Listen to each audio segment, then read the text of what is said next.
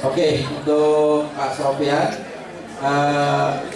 pelatihan untuk karyawan Kopkade memang kita agendakan Pak, karena memang sudah lama juga di LIA juga tidak ada pelatihan. Jadi untuk karyawan outsourcing LIA nanti karyawan koperasi yang dikerjakan di LIA nanti kita coba cari pelatihannya. Ya minimal tadi buat service excellence-nya kita coba berikan lagi ya, refresh lagi. Nah tadi pertanyaan kedua tentang beban organisasi mencakup apa saja. Jadi beban organisasi itu adalah yang kaitannya dengan kegiatan-kegiatan Kopkade ya. Misalnya seperti sekarang nih RAT. Jadi ada transport, ada konsumsi, ada doorway, semua masuk di situ. Itu sekali RAT kita sekitar 120-an atau sampai 150 juta. Tahun kita 3 kali kan. Ada termasuk rapat karyawan. Karyawan juga bagian dari organisasi. Jadi itu Pak, kenapa? Jadi kalau Bapak ingin transport lebih besar ya pasti nanti muncul di sini nih biayanya. Gitu ya. Jadi itu bagian dari organisasi, kegiatan organisasi. Hah? Makan semua di situ udah termasuk. Jadi biaya penyelenggaraan rapat itu masuk di organisasi. Kemudian Pak Arif, mungkin juga pertanyaannya bisa jadi perhatian teman-teman yang lain. Bagaimana kalau saya masih ada cicilan di koperasi, terus saya mau ngajuin kembali pinjaman? Ketentuan top up ya. Ketentuan kita memang harusnya lunas dulu baru ngajuin. Cuma untuk kondisi tertentu, ya, kondisi darurat itu dapat dilakukan pinjaman baru sepanjang ketentuannya yang lama dilunasi. Yang lama dihitung dilunasi. Misalnya gini, biar gampang ilustrasinya. Bapak masih ada saldo pinjaman di koperasi katakan 1 juta. Bapak perlu dana 5 juta nih. Ya urgent, darurat. Nah, Bapak perlunya 5 juta. Kan Bapak harus lunasi yang 1 juta dulu kan. Bapak ngajuinnya 6 juta. Gitu. Jadi ntar dari 6 juta itu dengan analisa kita lolos, misalnya disetujui, maka yang 1 juta buat lunasi, nanti yang ditransfer ke berapa adalah 5 juta. Nah, gitu Pak. Jadi yang lama tetap cicilan nggak boleh 2, tetap 1. Jadi yang lama lunasin. Jadi nanti ada cicilan baru. Hah? Barang ini market. Oh yang pameran sini. Oh misalnya ngambil handphone, mau ngambil lagi, atau yang lain kacamata gitu. Jadi sepanjang, jadi karena gini Pak, kita itu dapat ketentuan dari yayasan maksimal 30%. Total gaji take home pay kita itu maksimal 30% untuk cicilan. Jadi kalau misalnya katakan gaji kita 6 juta, 30%-nya sekitar 1,8. Jadi sepanjang Bapak cicilan kemarin kan Bapak dapat pagu atau pelapor untuk nyicil itu 1,8 juta. Misalnya Bapak cicilan kemarin baru 500.000, itu Bapak mengajuin baru nggak apa-apa. Panjang nanti totalnya tidak melebihi. Kalau bicara tadi yang harus lunasi itu karena sudah limitnya sudah terpenuhi dia. Jadi kalau ada timbangan baru, pinjaman baru dia nggak bisa lagi kan gitu. Maka dia harus tutup yang lama. Tapi kalau bicara masih ada pinjaman cicilannya masih di bawah pagu, silakan diajukan nggak apa-apa. Nanti dimungkinkan sepanjang total cicilan Bapak itu masih di bawah 30% dari take home pay Bapak dan ibu-ibu ya. Itu kira-kira gambaran hitungannya. Sekarang kemarin ngambil HP, Bapak dapat pelapor cicil itu 1,5 juta. Ngambil HP kemarin cicilan 700.000. Terus sekarang mau ngambil kacamata cicilan 200.000, itu masih oke, masih bisa. Iya siap. Lupa. Pak Muna dijawab oleh Bu Eda.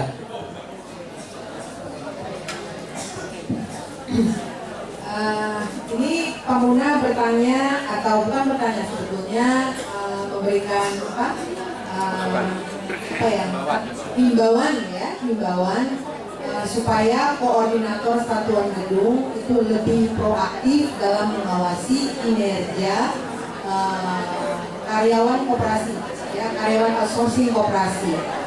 Sebenarnya sebagian besar dari koordinator satuan gedung sudah melakukan hal itu ya Bapak Ibu.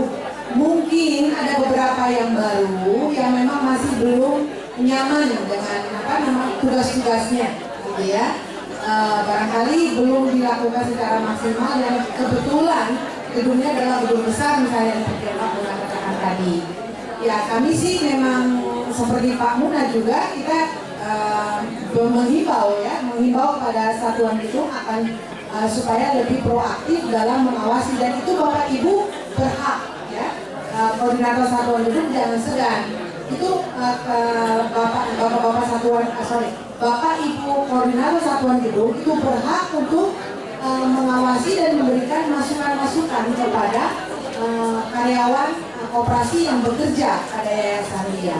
Itu bisa bekerja sama juga dengan mungkin pengawas ya, seperti itu. Jadi tidak apa-apa ya Bapak Ibu, karena koordinator satuan gedung diharapkan juga bukan hanya melakukan pekerjaan administratif. Itu ya Pak Muna ya. Pak Muna masih di sini udah pulang nih. Udah dapat voucher, Bu. Terima kasih.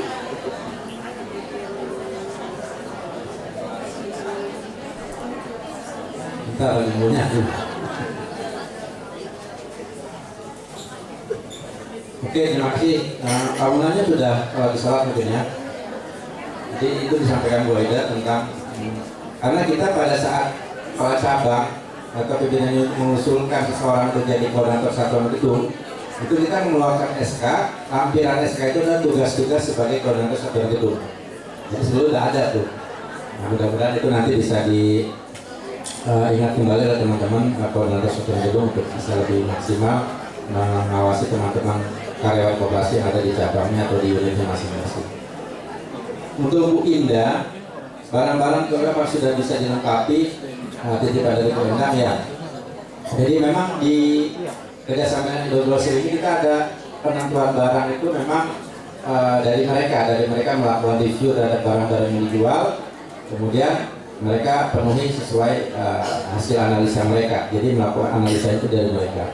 Tapi tidak menutup kemungkinan kalau memang ada anggota yang perlu barang suatu produk itu diinfokan ke kita, nanti biar kita sampaikan ke pihak OMI untuk disediakan. Nah, jadi tolong barang-barang apa yang harus dilengkapi selain yang sudah ada nanti diinfokan ke kita, ke kami, biar nanti kami bisa koordinasi langsung ke OMI untuk itu disediakan di minimarket koperasi. Ya, tolong ya nanti Bu Indah nitip juga pesan ke Bu Endang barang-barang apa saja yang perlu kita sediakan. Kemudian untuk aplikasi sebetulnya kita untuk operasional sudah menggunakan aplikasi namanya Koota, KOOTA, Koperasi Kita tadinya sekarang. Jadi kita sudah kerjasama dengan penyedia aplikasi, tapi sementara ini memang digunakan untuk membantu pencatatan keuangan, akuntansi dan simpan pinjam anggota dan database anggota. Jadi kita masih urus untuk GRI-nya ya, karena untuk bisa dibuka aplikasi oleh anggota nanti harus ada saldo bank. Jadi sistemnya itu nanti anggota akan download aplikasi Koota, nanti muncul ini koperasi, Kopkarya. Nanti Bapak Ibu bisa lihat jumlah simpanan, jumlah transaksi, dan harapannya pengajuan pinjaman pun bisa dari HP itu, aplikasi itu. Jadi nggak usah harus datang ke kantor atau dari manapun bisa mengajukan aplikasi pinjaman. Bisa melakukan PPOB, pembelian pulsa, pembelian token listrik, yang lain-lain itu nanti bisa. Nah, nanti kita lagi koordinasi, mudah-mudahan di tahun 2025 bisa segera diaplikasikan untuk anggota. Kasihan nanti Mbak Indah kan migrasi sekarang, karena lihat itu umur rata-rata karyawan tetapnya 51 Bu, jadi memang beda sama ibu lah ya. Jadi ibu butuh aplikasi, kalau yang lain butuh duit. Butuh duit, Bapak jujur sekali Pak ya. Mewakili. Oke, gitu ya kira-kira Bu Indah, nanti mudah-mudahan kita bisa segerakan untuk penggunaan aplikasi Koota bagi anggota, karena manfaatnya cukup banyak.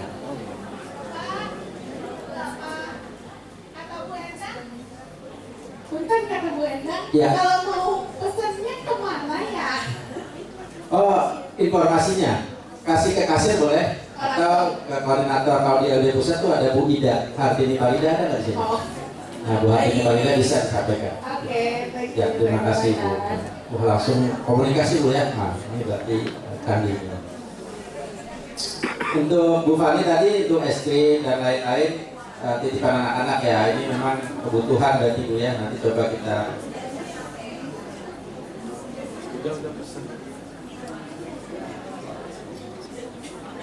Oke, nanti untuk ini makanan matang berarti Bu ya, sosis matang, ya kayak kantin gitu. Nanti coba kita sediakan, kita koordinasi dengan kantin ya Pak Bambang ya, karena ini harus matang ini makanan. Terima kasih Bu Bani masukannya. Ibu Nelmi tadi perebutan cleaning service yang mendaftar mundur gara-gara imbalannya belum. Tadi kita sajikan rata-rata gaji karyawan kooperatif di bawah 1,7 rata-rata. UMP itu udah 5 lebih. Makanya kita minta penyesuaian yayasan Lia supaya bisa meningkatkan penghasilan mereka. Nah, selain kita mengajukan, kita perlu usaha-usaha lain. Ya, tadi Ibu juga usulkan untuk CKS. Memang kita kendalanya kemarin gini Bu, kita udah dapat lokasi misalnya di satu daerah, waktu itu di Halim ya Bu ya. Ternyata harga sewanya luar biasa mahal. 1 tahun itu hampir 600 juta. Ya, kita belum renovasi, belum biaya goodwill ya gitu. Itu 1 ruko, padahal kita kan harusnya minimal 2 ruko lah biar aman gitu. Maka akhirnya kita pending dulu tuh. Dapat lagi di Jati Asih cuma pemiliknya beda-beda dan itu susah dikoordinasikan. Berapa kali kita kontak nggak bisa nyambung-nyambung. Jadi sementara belum nyambung lagi tuh untuk yang Jati Asih. Jadi ada 2 ruko tapi pemiliknya beda-beda. Diteleponin kan ada nomor teleponnya, kita teleponin nggak nyambung-nyambung, nggak tahu salah nulis atau bagaimana. Ada 1 bisa dihubungi tapi yang 1 lagi kan belum bisa, jadi belum jalan. Yang 1 lagi sudah bisa dihubungi. Mudah-mudahan Bu, kalau di anggaran kita rencana term 2 kita buka. Jadi term 1 itu kita upaya untuk buka. Jadi term 2 mudah-mudahan bisa grand opening. Untuk kualitas tadi cleaning yang kurang baik ya memang biasanya disesuaikan dengan imbalan ya. Jadi kita juga tetap minta kepada teman-teman, terutama yang baru-baru diingatkan bahwa walaupun penghasilannya memang belum maksimal, tetap bisa memberikan kerja yang maksimal untuk koperasi, yang mana jasanya juga digunakan oleh Lia, terutama LB Lia. Jadi ya inilah memang kondisi lapangan seperti itu mulai ini yang perlu kita kesadaran kita bersama untuk sama-sama kita tingkatkan dengan berbagai upaya baik internal maupun eksternal. Mudah-mudahan ke depan bisa lebih baik. Ya lagi terima kasih masukannya. Untuk PPN 12%, apa yang perlu dilakukan? Jangan belanja Pak. Karena kalau Bapak belanja, Bapak nggak PPN. Jadi PPN itu kan sebetulnya udah lama ya. Dari 10, 11, sekarang 12. Jadi sebetulnya nggak ada ini. Nggak ada, memang hal yang memang sudah lama, cuma tarifnya saja. Jadi bukan tiba-tiba ada PPN 12 nya bukan, jadi memang berproses. Jadi PPN itu adalah value added tax, pajak pertambahan nilai, dikenakan kepada konsumen akhir, gitu. Jadi dia itu salib dari pabriknya itu mengenakan PPN kepada distributor mengenakan PPN kepada agen mengenakan PPN kepada retail mengenakan pada dagang pembeli akhir, konsumen. Jadi sebetulnya PPN itu yang nanggung akhir adalah konsumen. Jadi kalau agen distributor itu dia dilimpahkan bukan PPN ke konsumen akhir. Konsumen kan nggak bisa lagi, termasuk koperasi. Koperasi sendiri kan kita PKP juga ya, sudah menetapkan ya, tapi itu by system, sudah masuk di program di minimarket itu sudah termasuk perhitungannya di situ. Jadi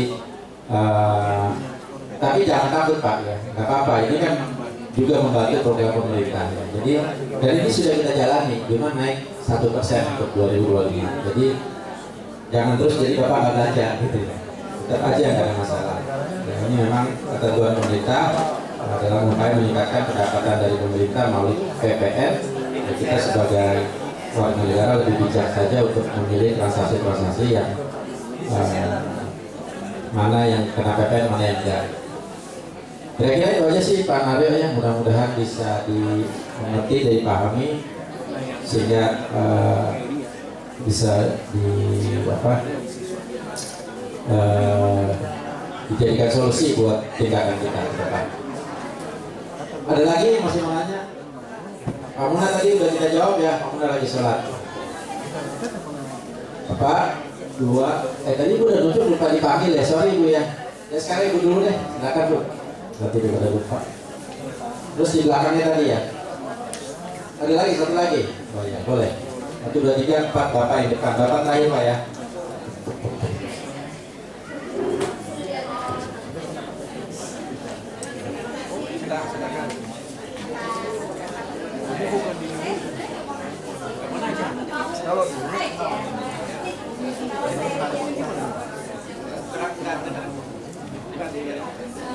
Untuk minimarket ya, kan keliling ke cabang-cabang ya, itu saya berikan apresiasi yang sangat tinggi kepada operasi karena untuk bola itu kan selama ini sudah diusulkan.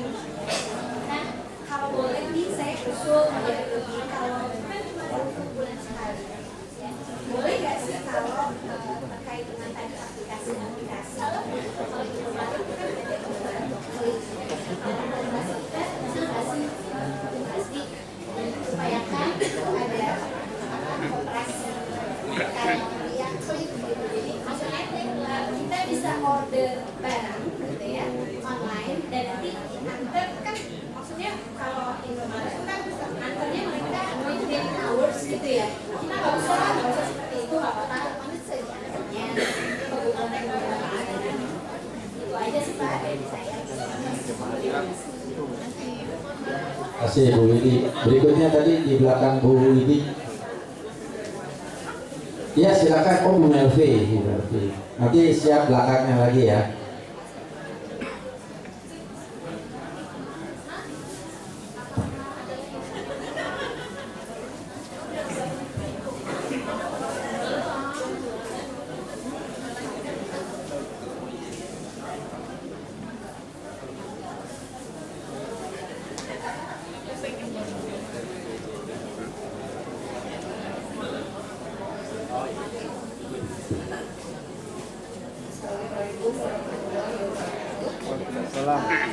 Correct me if I'm wrong. Mungkin salah dengar. Tadi waktu penjabaran anggota 400 sekian, 200 sekian itu full timer dan 100 sekian itu part timer PKWT.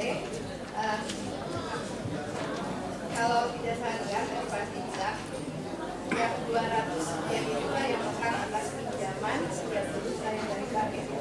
Di mana misalkan. Nah, pertanyaan saya adalah kenapa ada perbedaan hak antara anggota? That's it. Sih. Kalau nanti nanya lagi nggak boleh kan Pak? Iya. Mau nanya berkali-kali boleh, tadi pojoknya tetap satu. Ya, yang belakang Ibu silakan.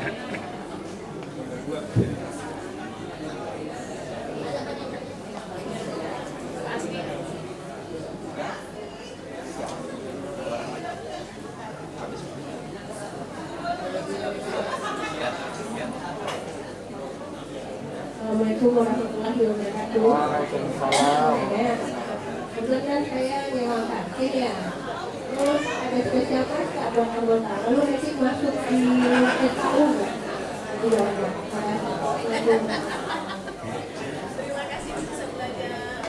Oke, tanya singkat padat. Silakan Pak. Yang terakhir ini ya, terakhir ya. Assalamualaikum warahmatullahi wabarakatuh. Saya tertarik dengan Apa nama? nama saya Rudi dari cabang Kelapa Gading. Sebenarnya saya sangat tertarik dengan penjelasan Pak Asti tadi bahwa kami sebagai anggota biasa bisa top up untuk bulan wajibnya. Lalu yang ditanyakan mekanismenya aja Pak.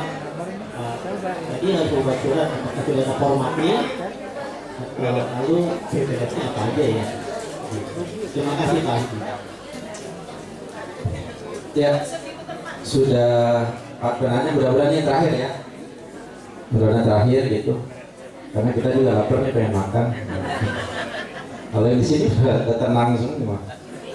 Oke, Bu Widi tentang aplikasi ya untuk minimarket, apakah ada atau bisa diupayakan. Jadi memang kendala kita Bu untuk aplikasi ini waktu kita pernah wacanakan sekitar 2 tahun lalu ya, 2 tahun lalu karena terkait COVID itu ya memang akhirnya memang tidak bisa berjalan maksimal karena waktu itu kita masih sistemnya by WA ya, pakai Excel itu ini oleh koordinator satuan cabang, kemudian dikirim ke kita. Jadi yang kita baru jalan itu kemarin itu, tapi itu pun belum maksimal. Jadi anggota di cabang itu mau pesan barang hubungi koordinator satuan cabangnya, kemudian nanti direkap oleh mereka, itu yang dikirim ke koperasi. Nanti koperasi kirim barang.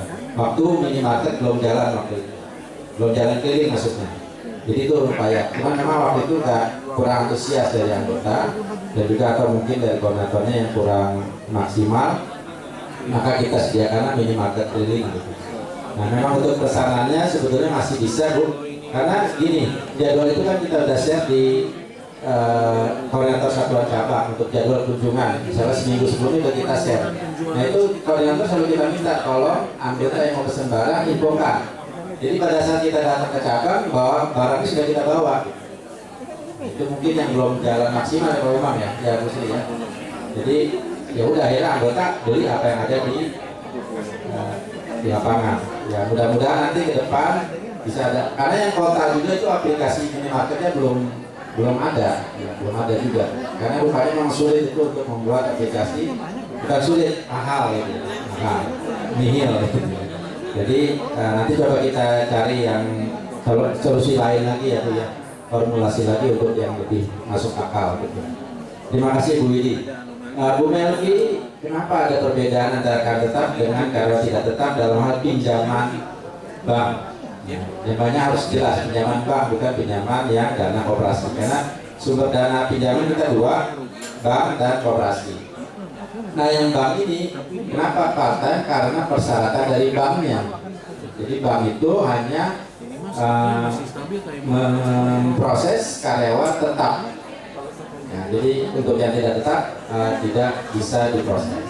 Itu kebijakan dari banknya. Jadi kita hanya ikut kepanjangan tangan dari bank sebagai proses untuk peminjaman anggota. Nah, kenapa karyawan tetap? Karena ada hitungan pesangon, sehingga itu menjadi jaminan yang dulu gitu. Jadi kira-kira pesangonnya berapa? Jadi kalau terjadi sesuatu sama dia bisa nutupi pinjamannya, maka pinjamannya kita sesuaikan dengan jumlah pesangon. Terus kemudian itu akhirnya dapen.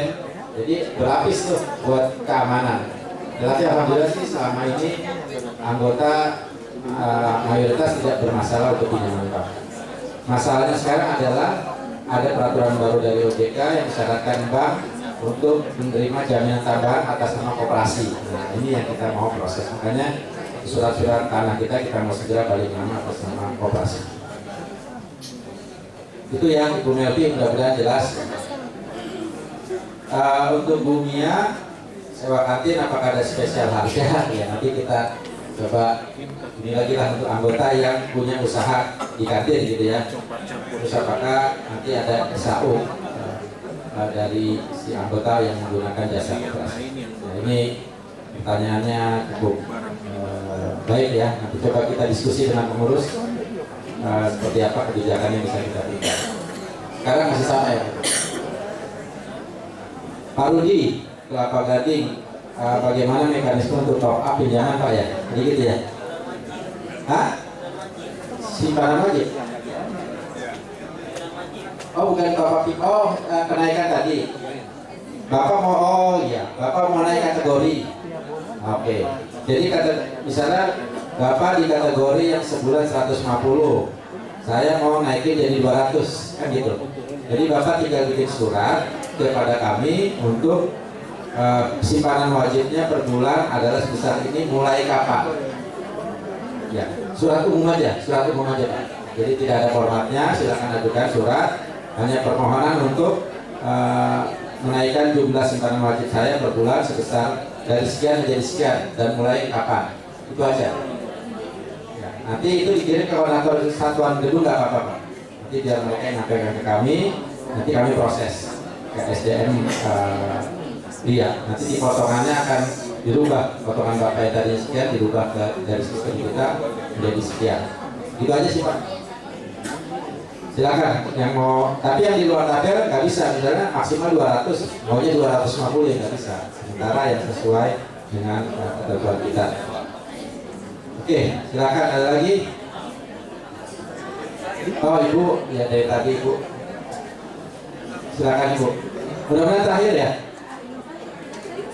Karena tinggal satu juga ininya ya. Jadi kalau mau ada nanya lagi boleh, tapi vouchernya habis. Ya, nggak jadi dah. Nanti minta Pak SBJ.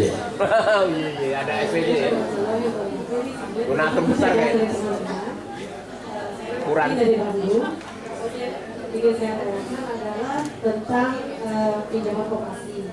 Nah, apakah apakah koperasi sudah bekerja sama dengan bank syariah dan untuk pinjaman koperasi tersebut? Itu aja sih Pak. Terima kasih. Oke, ini peserta terjauh ya dari Bandung ya. Tepuk tangan dulu nih. Ya. Bu Abdin juga ya. Kepala cabang Bandung ya. Lagi ada acara di sini Bu ya. Terima kasih Bu atas kehadirannya, nanti bisa salam teman-teman di Bandung. Kebetulan ada karyawan Bandung beberapa jadi anggota Korkardia Jakarta. Untuk pinjaman bank syariah, kebetulan ada bank syariah nih Bu. Kita udah ketemu beberapa kali. Yaitu persyaratannya yang sekarang agak berat kalau untuk sistem eksekutif ya Pak ya, yang bisa channeling. Kalau channeling itu Bapak Ibu langsung berhubungan dengan bank, kali koperasi hanya mereferensikan, tapi kaitannya nanti Ibu langsung dengan banknya, jadi ada checking dan sebagainya, itu urusan bank dengan Ibu. Nanti prosesnya juga seperti pinjaman Ibu langsung lah pribadi. Nah, tapi kalau eksekutif yang melalui koperasi seperti dulu, jadi bank nyerahin dana ke koperasi, koperasi menyalurkan ke anggota. Nah, itu dulu kita cukup anggota itu punya jaminan tadi sangon, SK kawin tetap, tapi sekarang ada aturan baru ya, bahwa si koperasinya harus punya jaminan tambahan berupa aset tetap. Tetapi itu bisa gedung, bisa tanah gitu. Gitu. Jadi ini yang jadi kendala kita juga gitu. Jadi yang minjam anggota yang jadi penjaminnya koperasi. Ya, jadi nanti kita lagi cari mekanisme, karena hampir semua bank baik yang konven maupun syariah seperti itu ini sekarang ini kondisi saat ini. Jadi kita coba nanti mekanismenya seperti apa lah. Kita makanya mau aset-aset kita coba atasnamakan koperasi segera, supaya itu bisa menjadi jaminan tambahan atau cash collateral ya Pak ya, enggak ya, cash collateral, cash call-nya juga bisa. Artinya kita naruh dana ke sana sebagai back to back loan ya.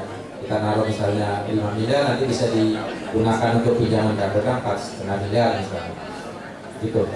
Jadi kita jajaki Bu ya, karena memang kita pinjaman bank saat ini belum ada lagi ya. Sejak terakhir BTN sudah lunas di 2023 kemarin ya. Mudah-mudahan bisa dipahami buat nanti kita infokan kalau memang sudah bisa.